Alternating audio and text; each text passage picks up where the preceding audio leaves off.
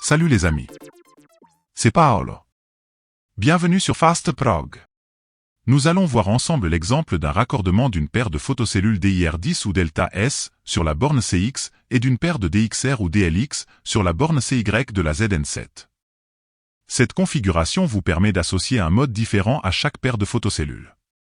Par exemple, il vous est possible de faire en sorte que le passage devant une paire provoque la réouverture du portail pendant la fermeture en cas de passage entre celles-ci et que le passage devant l'autre paire provoque la refermeture du portail pendant l'ouverture en cas de passage entre ces dernières. Je vous expliquerai ensuite comment les activer sur la carte de commande ZN7. Pensez toujours à mettre hors tension votre automatisme avant toute intervention sur la carte de commande. Voici représenté en haut le bornier de la carte ZN7. Plus bas à gauche, la réceptrice RX et à droite, la cellule émettrice TX de la paire de cellules DIR ou delta. Plus bas encore, la réceptrice RX et à droite, la cellule émettrice TX de la paire de cellules DXR ou DLX. Vous n'êtes bien évidemment pas obligé d'effectuer votre câblage dans l'ordre présenté maintenant. La borne 2 de la ZN7 doit être raccordée à la borne 2 de la RX et de la TX de chaque cellule DIR et à une des bornes out de la réceptrice DXR. Effectuez un pont entre le 2 et le C dans la RX de la DIR. Raccordez le NC de la cellule RX de la DIR au CX de la carte ZN7. Raccordez la borne out libre de la RX de la cellule DXR à la borne CY de la ZN7. Raccordez la borne TX de la photocellule RX à la borne TX de la photocellule TX entre DIR. La borne 11 de la ZN7 au 11 de chaque cellule DXR.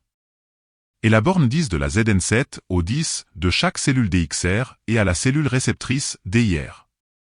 Et voilà, le câblage est terminé. Dans notre exemple, nous sommes sur CX et CY.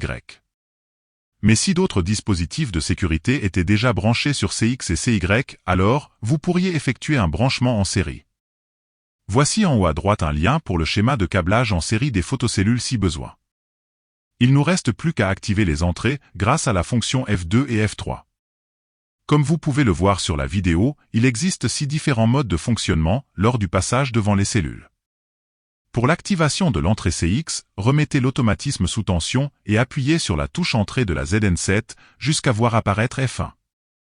Puis appuyez sur la flèche de droite pour atteindre F2. Appuyez sur entrée, l'écran affiche Off. Appuyez sur la flèche de droite, l'écran affiche C1, C2, C3, etc. Sélectionnez la fonction désirée et appuyez sur Entrée, l'écran revient sur F2.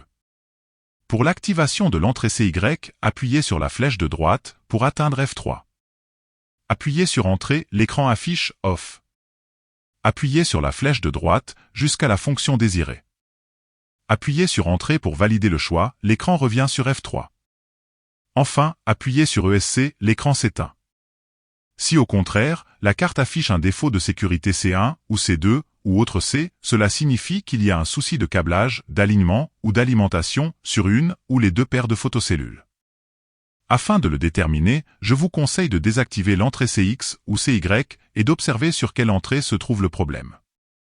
Assurez-vous que rien ni personne ne se trouve entre les photocellules, que l'alignement des photocellules entre elles soit bon et que le fusible dans la cellule émettrice TX, de type DIR10, ne soit pas défectueux. Voici en vidéo la signification des voyants LED des DXR, dont celle vous permettant de vérifier l'alignement. Contrôlez la présence de tension entre les bornes 10 et 11, elle doit être d'environ 24 volts alternatifs. Entre 10 et 2, la tension est d'environ 12 volts alternatifs. Vérifiez à nouveau le bon câblage. En dernier recours, si après tous ces contrôles, le défaut persiste, alors le test le plus efficace consistera à débrancher les photocellules, les décrocher des piliers, de les apporter à proximité de la ZN7, de les espacer de 1 mètre l'une de l'autre, et de les raccorder avec des fils apparents uniquement. Cette technique vous permettra de déterminer si vos photocellules sont défaillantes ou pas, puisque vous ne pourrez plus avoir de doute sur le raccordement ou l'alignement. Et si à la fin tout va bien, alors parfait. Si cette vidéo vous a permis d'être plus rapide et efficace, continuons à travailler ensemble. N'oubliez pas le pouce ou le petit commentaire, et n'hésitez pas à vous abonner afin de découvrir le monde facile de FastProg. De nouvelles vidéos sont fréquemment ajoutées à la chaîne. Pour la programmation de vos télécommandes, d'autres dispositifs de sécurité ou l'accès direct à la chaîne, cliquez sur le lien qui vous intéresse. Arrivederci alla prossima!